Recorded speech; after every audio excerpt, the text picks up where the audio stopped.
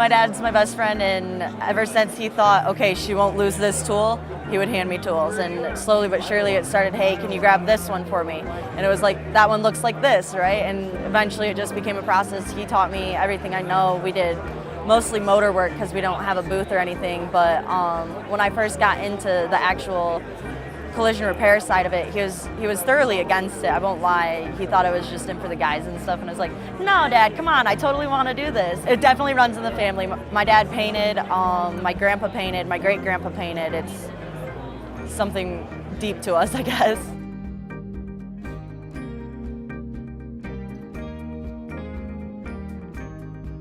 I wanted to learn a little bit more about the paint industry. More about a paint technician, how do they get candy paint, how do they do all that, spot refinishing. That's really what kind of caught my eye, the glamour kind of thing first, but now I'm getting more into the welding aspect. And coming to the booth, I've noticed that the technology is shifting quite a bit. So that's what I'm learning more today.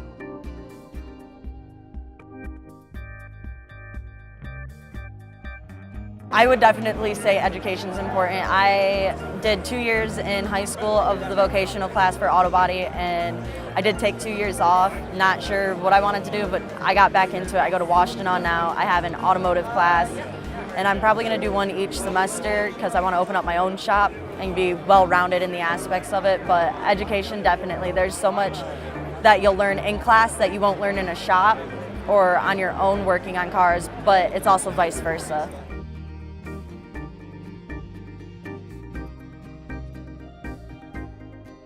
You know, when we were at the launch pad, they're talking a lot more about electric cars, hybrid cars. A lot of people are still kind of not really sure, right? They're talking about whether you plug it in at home and if you have the right outlet or how many miles you can get out of it.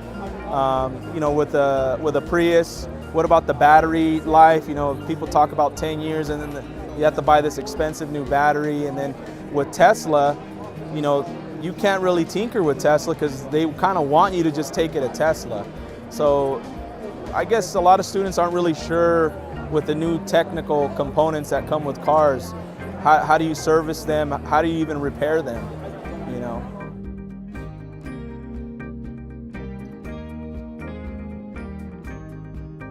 I actually have a 7-year plan, not a 5, but I plan on taking as many courses as I can at Washington. They have amazing automotive programs. I plan on taking every single one I can, from just basic maintenance to basic auto body to all the custom works, the motorcycles, and eventually I want to open up my own shop and be rounded enough so if any one of my employees calls off, I can go out and do exactly what needs to be done. You know, in the collision industry right now, we have a shortage of technicians, not only in body and paint, but in the electronic end of it. You know, computer literate people that can come in, reprogram, recalibrate.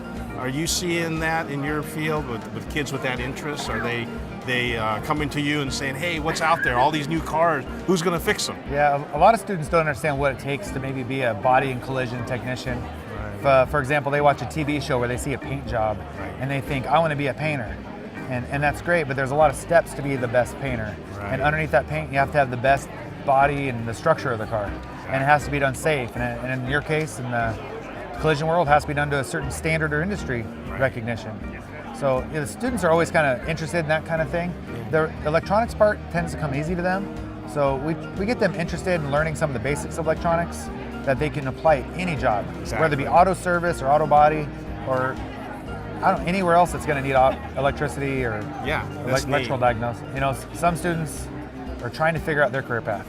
And as an industry in a whole, automotive industry, whether it be collision, service, sales, I don't want to leave anyone out, but sure, we need to capture these students as young as possible. Right. You know, companies such as yours and local businesses need to be working with their schools to get their name in front of the kids and get the kids into their shops so they can see, hey, this is what being a technician or working in our industry will do for you. Right.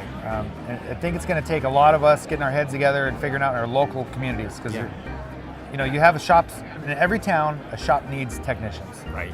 They don't need the best one the first day, but they just need someone to grow into a good tech. Yeah. And it's not 100% success rate, and shops, I think, need to understand that.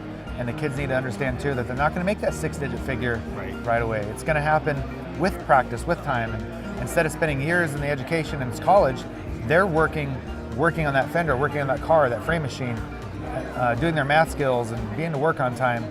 And it's just a good career for these kids if they want to stick through it. Yeah. Well, as a shop owner, I got to thank you, because a lot of times when we get, young people from colleges or high school and stuff, we don't want to have them sweep floors for 6 months to prove that they know how to sweep floor. Yeah. We want someone that comes in with some skill sets where safety is a concern. Yeah. Just a normal automotive skills can get them so far along and get them into production, stuff like that. So I got to thank you, man. Well, good luck to finding Yeah. the future technicians. And Right. don't give up on them. They Right. might need a good push. Pleasure talking to you. Yeah, thank you.